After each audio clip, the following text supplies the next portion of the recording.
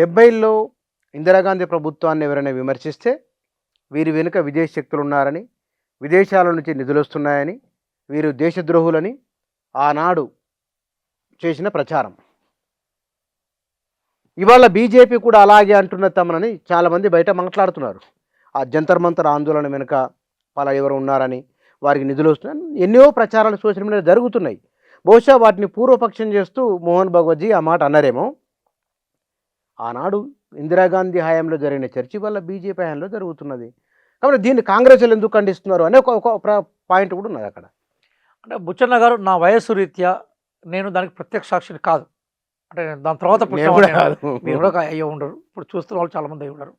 అంటే అప్పుడు ఇందిరాగాంధీ వారు ఒక 3 కారణాలు చెప్పారు ఎమర్జెన్సీ కోసం. ఒకటి ఏంటంటే, భారతదేశానికి సంబంధించిన రాజకీయ సామాజిక రంగాల్లో నేను కొన్ని సంస్కరణలకు నేను తెరలేపాను కాబట్టి ఆ సంస్కరణ అమలుపరచాలనుకున్నప్పుడు అధికారం నా చేతుల్లో కేంద్రీకృతం కావాలనే విషయాన్ని బలంగా చెప్పారు. అలాగే అప్పుడు ప్రధానంగా బంగ్లాదేశ్ సంబంధించిన లిబరేషన్ జరిగిన తర్వాత, అంటే భారత సహాయంతో, బంగ్లాదేశ్ వాళ్ళకి ఆ కృతజ్ఞత ఉందా లేదని వేరు విషయం, భారత సహాయం లేకుండా బంగ్లాదేశ్ అనే దేశం లేదు. అమెరికా భారత ప్రభుత్వాన్ని వీక్ చేసే ప్రయత్నాన్ని మాత్రం అప్పుడు చాలా క్లియర్ చేసింది. ఎందుకంటే నిక్సన్ని నిర్విద్యుతంగా ఇందిరాగాంధీ ఇంటర్నేషనల్ డయాస్లోనే క్వశ్చన్ చేసింది, అమెరికాకు సంబంధించి ఇంటర్ఫిరెన్స్ వ్యతిరేకించింది. అప్పుడు రష్యా మనకు బాగా అనుకూలంగా ఉండేది, మనం రష్యాకు అనుకూలంగా ఉండేది. కాబట్టి అమెరికన్ ఇంటర్ఫిరెన్స్ ఏదైతే ఉందో దాన్ని మేము తగ్గించే క్రమంలోనే మేము ఎమర్జెన్సీ విధిస్తామని చెప్పింది. కాబట్టి అప్పుడు ఎమర్జెన్సీకి సిపిఐ లాంటి పార్టీలు కూడా సపోర్ట్ చేసినాయి. సిపిఎం నక్సలైట్ ఆర్గనైజేషన్స్ కొంత వ్యతిరేకించి, అప్పుడు నక్సలైట్ ఆర్గనైజేషన్ అంత బలంగా లేదు, సిపిఎం బలంగా ఉండేది. తర్వాత ప్రధానంగా డెమోక్రటిక్ ఫోర్సెస్ రకరకాల రూపంలో ఉండే మిగతా ఫోర్స్ ఏవైతే ఉన్నాయో జయప్రకాష్ నారాయణ్ ఆధ్వర్యంలో ఉన్నాయి. వీళ్ళందరూ కూడా అప్పుడు ఎమర్జెన్సీని వాళ్ళు చేసిన వాళ్ళే. అయితే ఎమర్జెన్సీ పీరియడ్లో కొన్ని అద్భుతమైన నిర్ణయాలు కూడా జరిగాయి. మన కాదని పాపులేషన్కి సంబంధించిన గ్రోత్ను ఆమె బేసికల్గా దాన్ని క్వశ్చన్ చేయడం, ప్రచారం చేయడం కావచ్చు, అవినీతికి సంబంధించిన ఇష్యూస్ మీద కొన్ని స్టెప్స్ తీసుకోవడం కావచ్చు, రాజభరణాలు లేదా రాజరిక వ్యవస్థలకు సంబంధించిన ఆనవాళ్ళను తీసేయడం కావచ్చు, కొన్ని ప్రోగ్రెస్ ఉండొచ్చు. కానీ వాటికన్నా ప్రజాస్వామ్యంలో స్వేచ్ఛ కోసం మేము నిలబడతామన్న స్లోగన్నే ప్రజలను ఎక్కువ అట్రాక్ట్ చేసింది. కాబట్టి 78 ఎలక్షన్స్లో 77 చివరిలో జరిగిన ఎలక్షన్స్లో జనతా పార్టీ గెలిచింది. కాబట్టి ప్రజాభిప్రాయం అప్పుడున్న ఎమర్జెన్సీ వ్యతిరేకం వచ్చిందనే విషయాన్ని మనం అంగీకరించాలి ప్రజాస్వామ్యవాదులుగా. తర్వాత నిలబెట్టుకోలేకపోయినారు కాబట్టి మళ్ళీ 1980స్లో ఇందిరాగాంధీ వారికి అవకాశం వచ్చింది, కాంగ్రెస్ పార్టీ గెలిచింది, అది వేరే విషయం.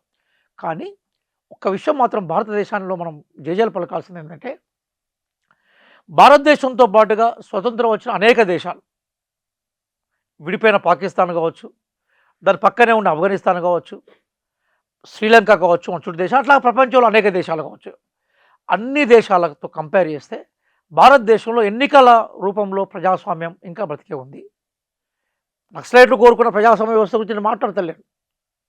ప్రజలు దాన్ని ఆహ్వానించట్లేదా లేదా వాళ్ళ సిద్ధాంతం ప్రజల దగ్గర ఉందనేది వేరే చర్చ, మళ్ళీ ఇప్పుడు మాట్లాడుకుందాం. కానీ ప్రజలు తమకున్న పరిమితుల్లో ఏ ప్రజాస్వామ్యాన్ని అయితే కోరుకుంటున్నారో వాళ్ళు డిక్టేటర్షిప్ను వ్యతిరేకిస్తున్నారు.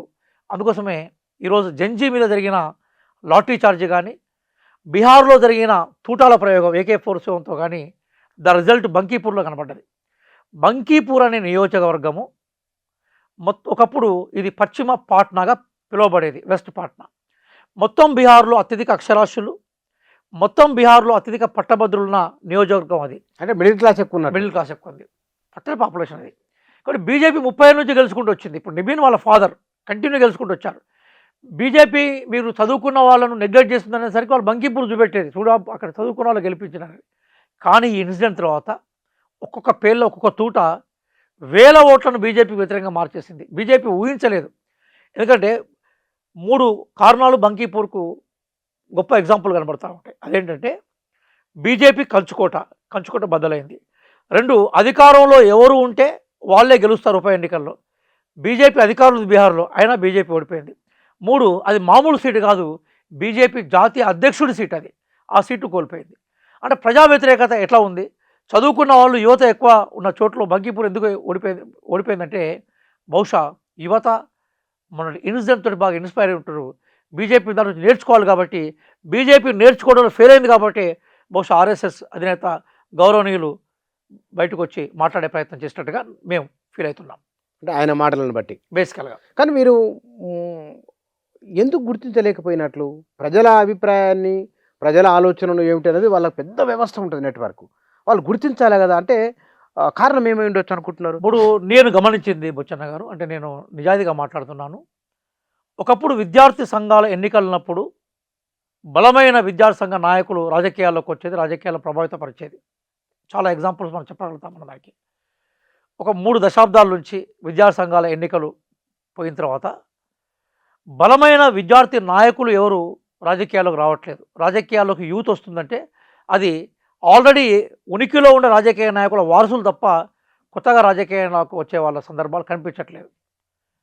అందుకోసము జెన్యున్ యూత్ లీడర్షిప్ అనేది రాజకీయాల్లో కనిపించట్లేదు. కాబట్టి వాళ్ళకు రిప్రజెంటేట్ చేసే యూత్ నాయకులు వచ్చినప్పుడు మంత్రివర్గంలో, అది ఏ రాష్ట్ర మంత్రివర్గం అయినా, కేంద్ర మంత్రివర్గం అయినా, యువతకు సంబంధించిన యాస్పిరేషన్స్ని ప్రాతినిధ్యం వహించే నాయకులు లేనప్పుడు చరిత్ర నాయకులను క్రియేట్ చేస్తుంది.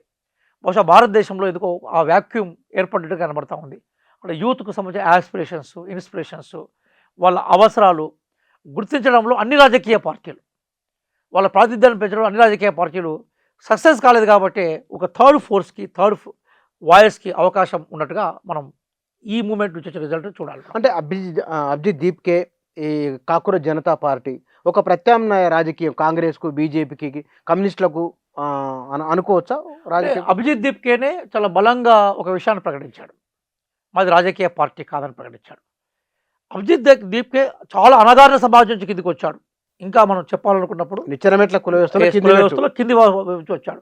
అయినా ఆయన నాయకత్వాన్ని యూత్ యాక్సెప్ట్ చేసింది దేశం మొత్తం. అది గొప్ప విషయం. అది స్పార్క్. అది నేను ఇప్పుడు జనరల్గా మన దగ్గర రాజకీయ పార్టీల్లో తప్పనిసరి అయితే తప్ప కింది వర్గాల నుంచి వచ్చే నాయకత్వాన్ని పై వర్గాలు అంగీకరించవు. నా వాయిస్కు నేను కట్టుబడి ఉంటాను నేను. కానీ చారిత్రక సత్యాలు చూస్తున్నాం కదా, కళ్ళం కూడా కనబడుతున్నాయి కదా. గతంలో చూస్తాం, ఇప్పుడు చూస్తాం, భవిష్యత్తు కూడా చూస్తాం మనం. కానీ అభిజిత్ దీప్కేకి సంబంధించిన రూల్స్ మీద ఎక్కడ చర్చ జరగలేదు. యూత్ యాక్సెప్ట్ చేశారు. జరిగినా యాక్సెప్ట్ చేసిండ్రు. పాజిటివ్గా యాక్సెప్ట్ చేశారు, దాన్ని మెజార్టీగా యాక్సెప్ట్ చేశారు. అతనికి సంబంధించిన విధానాల్లో ఇష్యూస్లో డిస్కషన్ తప్ప ఆయన మూలాల్లోకి డిస్కస్ జరగలేదు. తర్వాత ఆయన స్కాలర్షిప్తో నేను చదువుకున్నా అన్నప్పుడు ఆ స్కాలర్షిప్ రూల్స్లోకి పోయినప్పుడు సింపుల్గా చెప్పాడు, మోడీ గారి సర్టిఫికేట్ చూపెడితే నా స్కాలర్షిప్ వివరాలు కూడా చూపెడతా అన్నాడు. అక్కడి నుంచి బీజేపీకి సంబంధించిన క్రిస్ ఆగిపోయింది అభిజిత్ దీప్కే పర్సనల్ ఇష్యూస్ మీద. ఎందుకు చెప్తున్నానంటే ఈరోజు యూత్ కులాలకు, మతాలకు అతీతంగా ఆలోచించాలన్నట్టుగా కొంత ట్రెండ్ కనబడతా ఉంది. ఆ ట్రెండ్ను రిప్రజెంట్ చేసేందుకు రాజకీయ పార్టీ సిద్ధంగా ఉన్నట్టుగైతే మనకు కనిపించట్లేదు. ఆ గ్యాప్ మాత్రం ఉంది. కనీసం కొంత ఇంటెలెక్చువల్గా ఈ సమాజాన్ని అర్థం చేసుకునే వాళ్ళు ఈ గ్యాప్ను గుర్తించాలని మనం కోరుకుందాం.